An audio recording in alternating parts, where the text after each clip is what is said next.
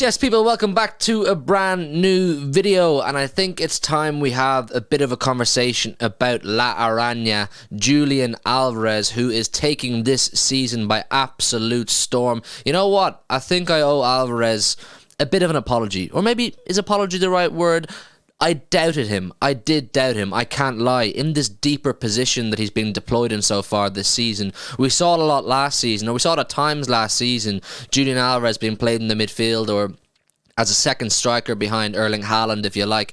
I wasn't sure about it. I really wasn't sure about it. And with Kevin De Bruyne's injury, I was kind of not fearing the worst, but I was skeptical that our output would go down and we wouldn't have the same threat going forward without Kevin De Bruyne and Alvarez slotting into that role. But the numbers simply don't lie, people. The numbers really don't lie this season. 8 games in all comps, and he's on 4 goals and 4 assists. This guy is absolutely tearing it up, and I think it's time we admit that right now, Julian Alvarez, probably alongside Rodri, is our best and most important player in the squad. You see the impact he's having and the improvements he's made on his own game. I already referenced how last season I wasn't too happy. I didn't like the look of him in that position. I think I always felt that Julian Alvarez, I had it in my own head that Julian Alvarez needs to be close to goal. You know, we bought him as a striker from River Plate. He needs to be hovering in around that 6-yard, that 18-yard box where his natural instinct is to shoot. And you saw it even last season when he was playing in that sort of 10 role, that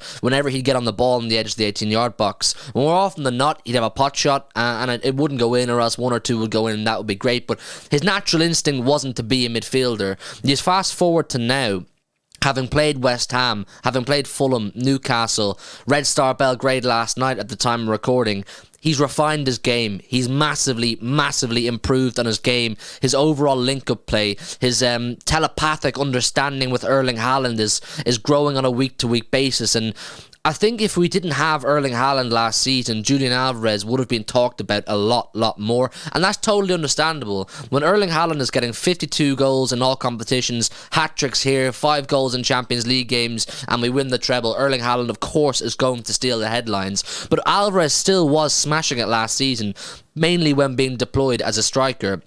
But now, one man's loss is another man's gain. Through Kevin De Bruyne's injury, it has allowed Pep to play Alvarez and Haaland in the same team, while Alvarez is improving. And Alvarez has taken to this position that Kevin De Bruyne has left void really well. Now, they're obviously very different players. Kevin De Bruyne is going to spray passes around, diagonal passes, outside of the boot curls, and all sorts of crazy things that only really Kevin De Bruyne can do. You can't really expect Alvarez to come in and just be a carbon copy of Kevin De Bruyne. But what Alvarez is offering is something totally different. He's offering us a totally different threat that quite clearly many defenses that we've played against so far this season simply can't handle. And another facet to Alvarez's game that's so important that Erling Haaland doesn't even do is his pressing. Julian Alvarez will do the pressing that Erling Haaland won't. Erling Haaland, he'll float around in front of the defence. He will press when he can, but Alvarez has that relentless, almost Bernardo Silva-esque energy to press and try and get the ball back. And he's just a general handful. He's just a serious handful for defenders, and you even saw one of his goals last night against Red Star Belgrade. Starts the move off, Haaland gets the ball, Alvarez makes a striker-style run from a midfielder position. Haaland plays it through and Alvarez sticks it away. He's becoming one of the most feared players in world football right now. And if we didn't have him right now, I'm not sure we would have had the successful start to the season that we've had so far. He's really caused problems. The goal against Newcastle, 2 assists against West Ham, 2 goals against Red Star Belgrade. The guy is absolutely smashing it. And the scariest part for rival fans, or any of you who aren't City fans or fans of clubs that will compete with us throughout competitions over the course of the next few years, is Alvarez has not even got close to his final form. If this is Alvarez at 60, 70, 75%, I really would be scared to see what he is like at 100%, because the way Pep has developed Alvarez has been absolutely perfect. Pep has turned Alvarez into what he wants him to be. It's quite clear when we always sign players that Pep doesn't just want them to be what they were at their old club for Manchester City. Pep handpicks the players he signs on the basis that he sees something in them that he can make what he wants and be a crucial part of his own setup.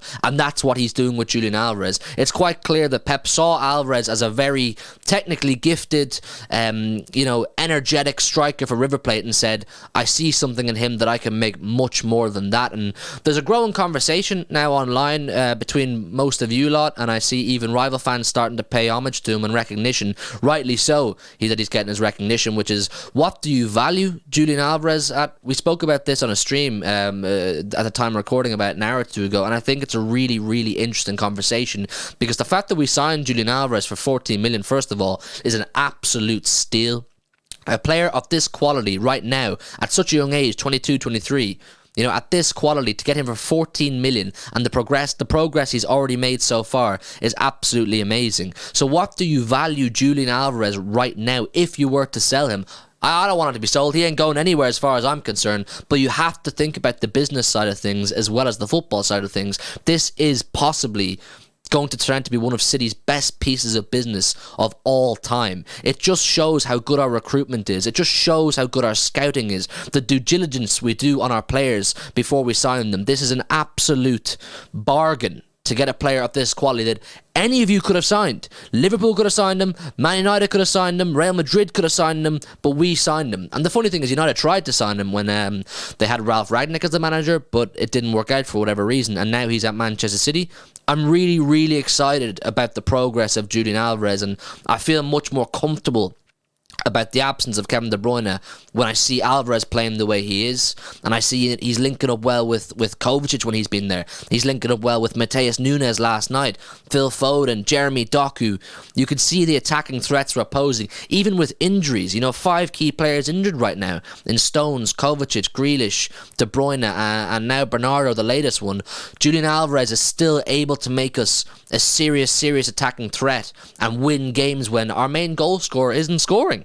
I know Holland's on 7 goals, I think it is, for the season in all competitions, but the fact of the matter is he's missing a lot of big chances, and this has allowed Alvarez to break into an avenue where he can be, get in the headlines, and rightly so. He's a special player, and he's going to be even more special. I wanted to make this video because I made it clear to you guys a lot that I wasn't sure about it. I really wasn't sure about this midfield number 10 second striker thing for Julian Alvarez, but it's my way of saying I did doubt you, but you proved me wrong. And I'm always happy to be proved wrong. And I like being proved wrong if I doubt someone. I like when players who, they're put into an uncomfortable position or a position on the pitch that they're not used to, which he clearly wasn't used to, and he's just taken to it by storm. He's really, really taken it by the scruff of the neck, and he's dragging us right now. He's a crucial part of the spine of our team. Like I said, Rodri and Alvarez